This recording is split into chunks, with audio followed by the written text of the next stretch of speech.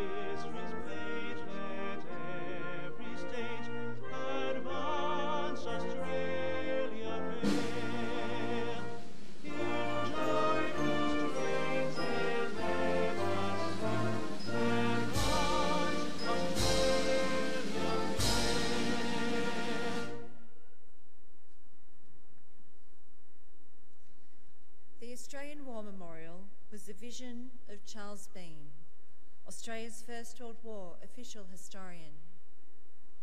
Bean landed with the Australian troops on Gallipoli and stayed with them at the front through to the end of the war. The idea of this national memorial and museum came to him at Pozières, France, in the depths of the bloody fighting of 1916. Bean's idea was that this would be a place where families and friends could mourn loved ones buried in faraway places. It would also be a place that could help all Australians understand what these men and women had endured and what they had done for us. Bean's vision, to which we remain true, is best expressed as inscribed at the entrance to the memorial's galleries. Here is their spirit, in the heart of the land they loved, and here we guard the record which they themselves made. Tonight, we will read the story behind just one of those on the Roll of Honour, which lists the names of more than 102,000 men and women who have given their lives for us in war and operations for over more than a century. But first we present a lament, Flowers of the Forest. Wreaths and floral tributes will now be laid at the base of the pool of reflection.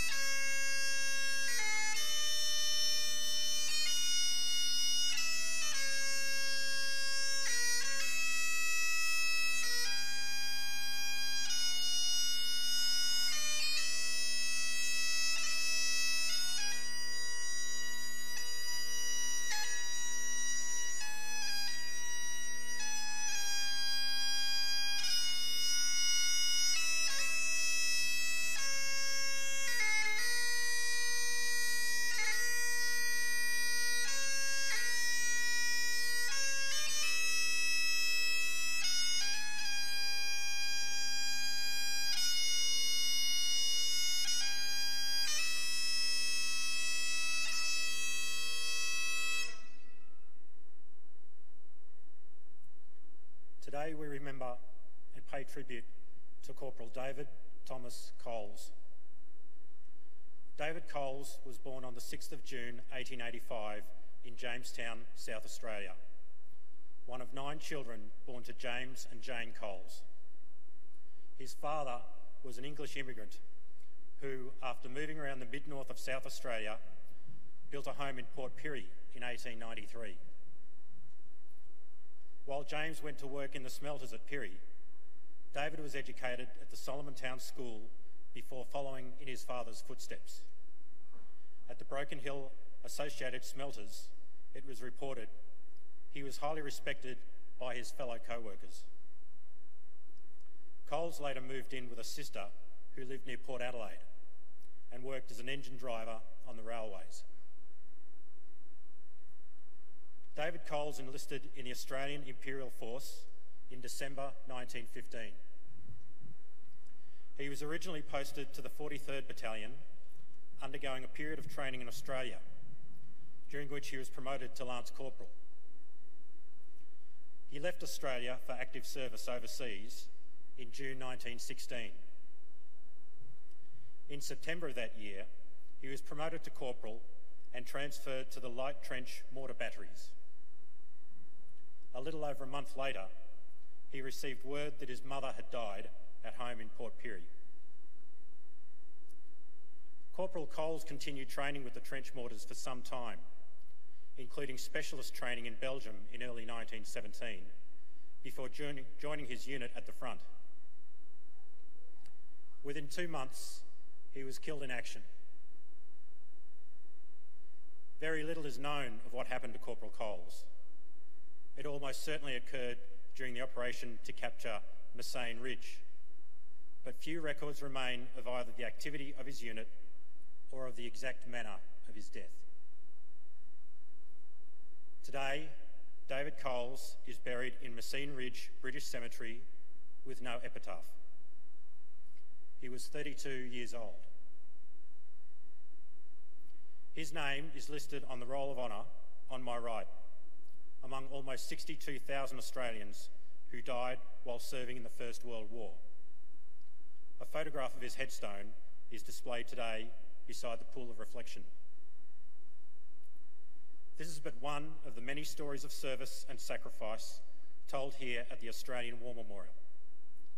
We now remember Corporal David Thomas Coles, who gave his life for us, for our freedoms, and in the hope of a better world.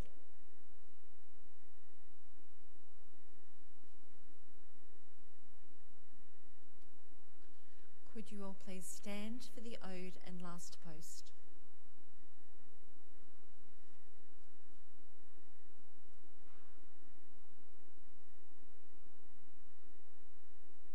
They shall grow not old, as we that are left grow old.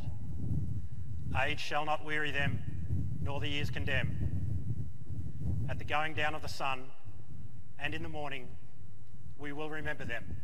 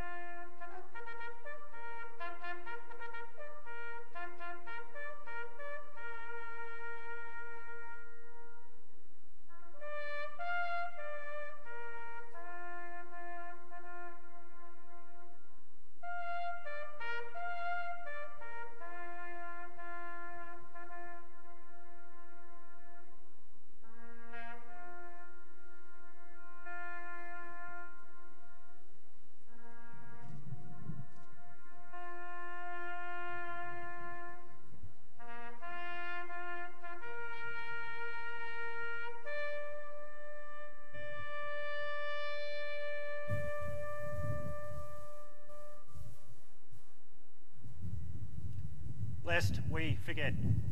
Lest we forget.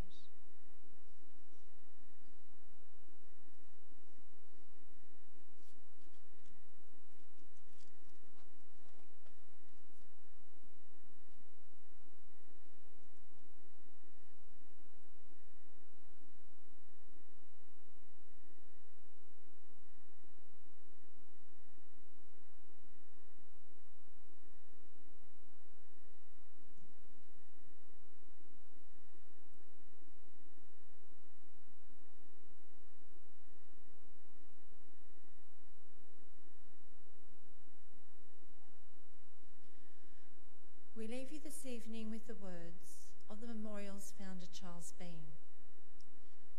Many a man lying out there at Poziere or in the low scrub at Gallipoli, with his poor, tired senses barely working through the fever of his brain, has thought in his last moments, well, it's over. But in Australia, they will be proud of this. Ladies and gentlemen, that concludes this evening's last post ceremony. We'd like to thank you for visiting the Australian War Memorial today, and we wish you all a very good evening. Thank you.